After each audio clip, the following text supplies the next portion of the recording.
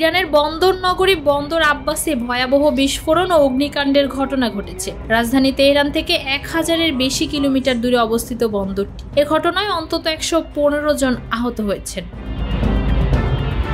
শুক্রবার বার্তা সংস্থা এএফপি এক প্রতিবেদনে এ খবর জানিয়েছে। ইরানি সরকারি বার্তা সংস্থা ইরনা জানায়, দুর্ঘটনাস্থল শহীদ রাজি বন্দর, যা হরমুজগান প্রদেশের রাজধানী বন্দর আব্বাস থেকে 23 কিলোমিটার পূর্বে অবস্থিত।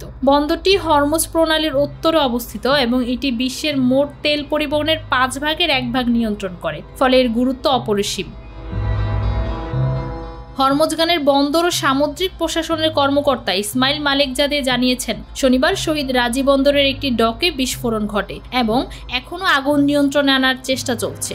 প্রদেশের দুর্যোগ ব্যবস্থাপনা সংস্থার পরিচালক মেহেরদাদ হাসানজাদে বলেন, আহতদের স্থানীয় বিভিন্ন হাসপাতালে চিকিৎসা দেওয়া হচ্ছে, তবে হতাহতের নির্দিষ্ট সংখ্যা এখনও নিশ্চিত নয়।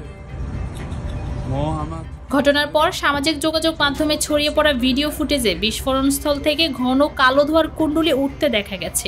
ভিডিওগুলোতে বেশ কয়েকটি ক্ষতিগ্রস্ত ভবন ও গাড়ির চিত্র ধরা পড়েছে, যেখানে স্থানীয় বাসিন্দারা ধ্বংসস্তূপের মধ্যে অনুসন্ধান চালাচ্ছিলেন। আল জাজিরা জানায়, শহীদ রাজি বন্দর মূলত কন্টেইনার পরিবহনের জন্য ব্যবহৃত হলেও সেখানে তেলের ট্যাঙ্ক এবং পেট্রোলজাত রাসায়নিক পদার্থ সংরক্ষণের অবকাঠামো রয়েছে, যা বিস্ফোরণের ভয়াবহতা আরও বাড়িয়ে তুলেছে।